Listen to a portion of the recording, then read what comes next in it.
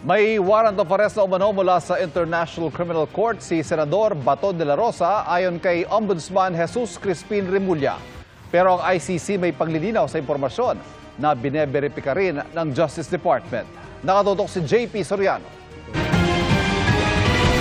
The ICC has issued a warrant against Senator Bato de la Rosa. Warrant of arrest. Warrant of arrest. Ito ang anunsyo ni Ombudsman Jesus Crispin Remulla sa kanyang programa sa radyo. Yan ba confirmed na, Ombudsman? I think so. I would say so. Na I have it in good authority. Oo. Na may nakipag-usap sa akin kanina. Si De La Rosa ang dating hepe ng Philippine National Police o PNP na nanguna sa war on drugs ni dating Pangulong Rodrigo Duterte na nakadetain sa the Netherlands para sa mga kasong crimes against humanity. Pero sabi ni ICC spokesperson Fadi El Abdallah, tanging sa official communications channels at press releases lang makikita ang mga ulat kaugnay sa ICC. Sa ngayon, walang anumang arrest warrant sa ICC website. Si Executive Secretary Lucas Bersamin sinabing wala pa silang natatanggap na opisyal na report pero maaari raw na naglabas na nga ng warrant ang ICC at hindi ito dumaan sa Interpol. Wala pa rin daw natatanggap si Interior and Local Government Secretary John Vic Remulla na red notice mula sa Interpol. All that information came from Senator Trillanes. I heard the same. But I checked with the Center for Transnational Crimes. Ay wala naman nakukuhang red notice. Unverified news ang dumadating sa atin. Ang Department of Justice kumukuha pa rin ng impormasyon. Wala pa rin impormasyon ang kampo ng mga biktima sa pangunguna ni ICC Assistant to Counsel Cristina Conti. Ayon sa abogado ni De La Rosa, wala silang independent confirmation kaugnay sa warrant ng senador. Kung mapatunayan daw na totoong may warrant na ang ICC, nagtitiwala sila na ang gobyerno ng Pilipinas ay kikilos ng naaayon sa rule of law. Anumang aksyon ay kailangan mo na raw dumaan sa local judicial confirmation process sang-ayon sa Konstitusyon ng Pilipinas, due process at sovereign rights ng Pilipinas. Sinusubukan pa namin kunin ang pahayag ni De La Rosa na nauna nang nagsabing hihingi siya ng tulong sa liderato ng Senado sakaling ilabas ang warrant laban sa kanya. Siniguro naman ni Senate President Tito Soto na hindi nila papayagang arestuhin si De La Rosa sa loob ng Senado bilang bahagi ng institutional courtesy. Pero kung sa labas ng Senado mangyari, hindi na raw nila ito sako. Para sa GMA Integrated News, JP Soriano, nakatutok 24 oras. Nakahanda na ang Valenzuela City na madalas bahain dahil sa katabing ilog at creek para sa posibleng epekto ng bagyong Juan. At mula sa Valenzuela City, nakatutok live si Jamie Santos. Jamie? Pia, naka-full alert status na ang lungsod ng Valenzuela dahil nga sa posibleng malakas na ulan at hangin dulot ng bagyong Uwan. Isa kasi ang Valenzuela sa madalas bahain dahil nga sa katabing creek at Itolyahan River.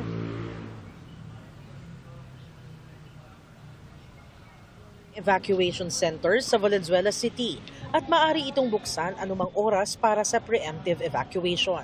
Isa sa mga evacuation center ang Valenzuela City National High School kung saan nakahanda na ang mga gagamiting modular tent. Anytime soon ay magpo-put up na kami ng mga pangunahing pangangailangan ng mga mag-evacuate po sa ating mga schools na identified. Naka-preposition na rin ang mga rescue equipment tulad ng search and rescue mobile, ambulansya, rubber and fiber boots, life vests at mga ilaw.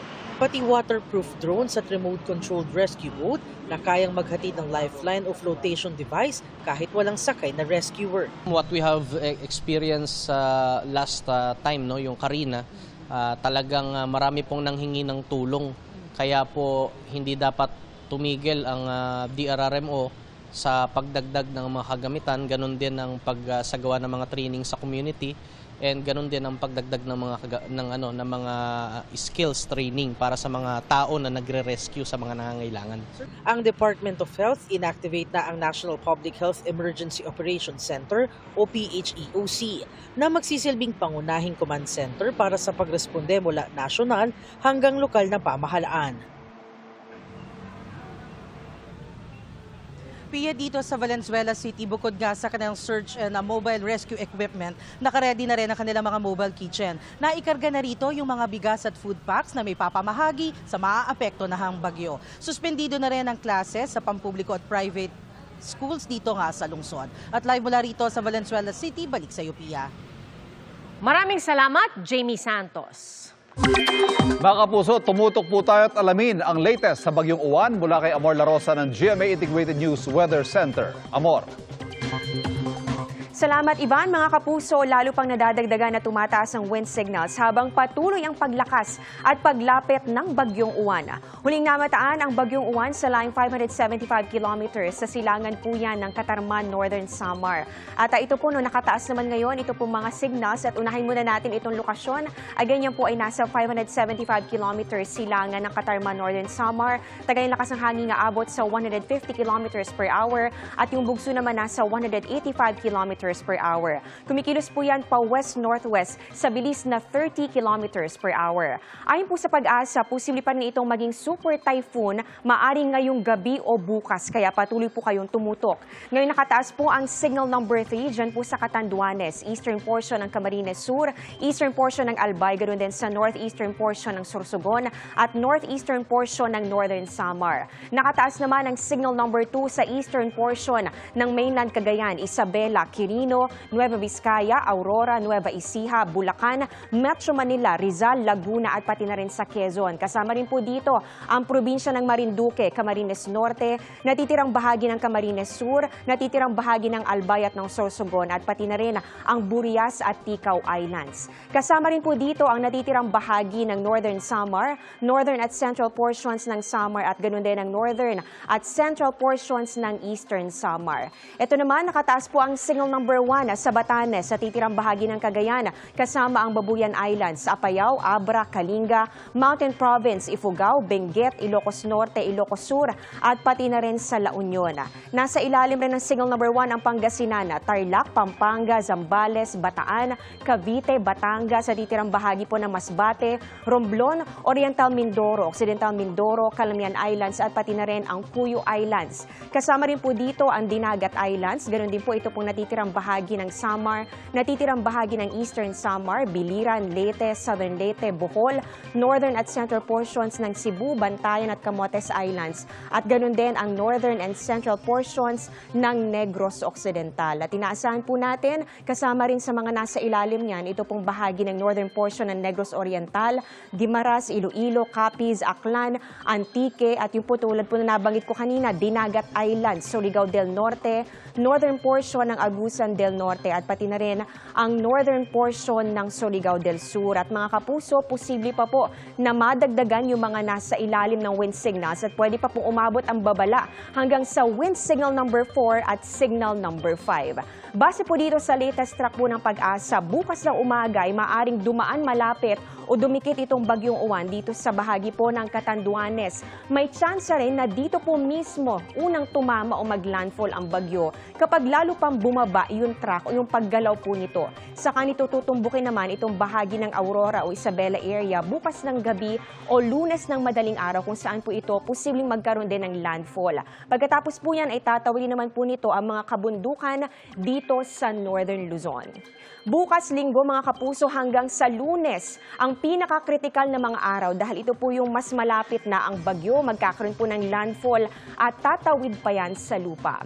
Bukod sa mapaminsalang hangin na dala ng Bagyong Uwan, paghandaan din po natin ang matitinding buhos ng ulan. Base nga sa datos ng Metro Weather, umaga pa lang bukas maulan na sa halos buong Luzon, lalong-lalo na dito sa Bicol Region, ganun din sa Quezon, Aurora, pati po sa Cagayan at Isabela.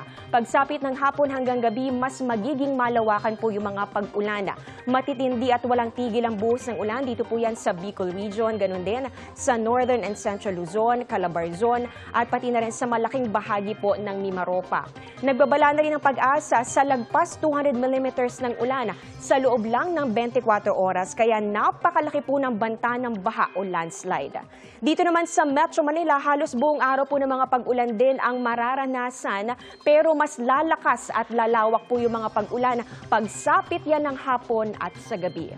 Sa Visayas at Mindanao naman, umaga, may mga malalakas sa ulan sa Samar and Leyte provinces. Ganon din dito sa ilang bahagi po ng Cebu, Bohol, Western Visayas at sa Negros Island region. May ulan din dito sa Zamboanga Peninsula, pati na rin dito sa bahagi ng Barm.